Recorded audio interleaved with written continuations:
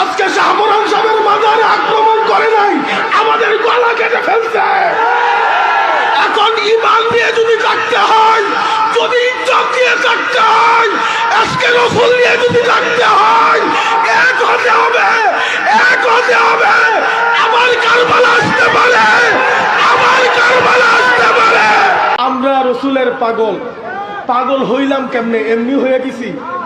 বাবা শাহজালাল যদি না আসতো পাগল হইতে পারতাম, শাহপরান যদি না আসতো পাগল হইতে পারতাম, নাসিরউদ্দিন সিফাসালা যদি না আসতো পাগল হইতে পারতাম। তাহলে রসুলের পাগল যদি তাদের উসিলাতে হইলাম। আজ কষ্ট জাগে, আজ কষ্ট জাগে। এই বাংলার জমিনে শাহজালাল বিপদে বললে শাহজালালের নাম ভাঙবো। আজকে এই বাংলার জমিনে শাহপরান সাহেবের মাজারে আক্রমণ কেন হলো জানতে চাই।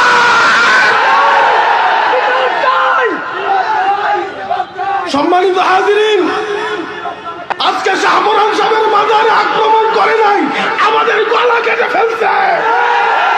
এখন ঈমান নিয়ে যদি থাকতে হয়, যদি ইজ্জত নিয়ে থাকতে হয়, আজকে রসুল নিয়ে যদি থাকতে হয়, এক হতে হবে, এক হতে হবে।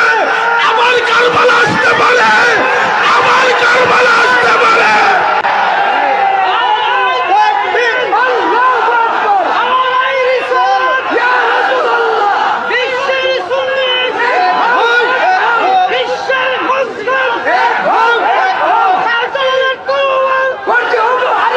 সম্মানিত হাজিরিন, সম্মানিত হাজিরিন, এখন এরপরেই ধর্ম উপদেষ্টা বলে দিল যারা মাজারে আক্রমণ করে তারা টেররিস্ট, তারা এই দেশের শান্তি চায় না। তাহলে আমরা জানি তারা যখন টেররিস্ট, তাহলে আর কোনো মাজারে আক্রমণ যদি তারা করতে চায়, কোনো সন্ত্রাসকে আর জায়গা দেওয়া হবে না, হাত কেটে ফেলা হবে। কথা বলেন ঠিক কিনা? কোন মাজারের আক্রমণ হলে মেনে নিবেন, মেনে নিবেন। কোন খানকাতে যদি আক্রমণ করতে চাই, কোন দরবারে যদি আক্রমণ করতে চাই, কোন মাজারে আক্রমণ করতে চাই, মেনে নিবেন। Direct direct action.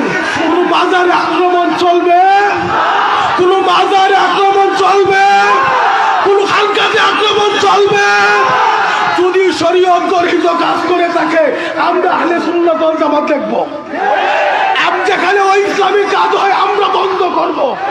তোমরা বাংলার অধিকার কে দিল? বাংলার অধিকার কে দিল? যেখানে ওই ইসলামী কাজ হয় আমরা ভূমিকা নিব, আমরা তা দমন করব। তারপর আমার অলির বাজারে তোমরা আক্রমণ করার অধিকার তোমাদের নাই।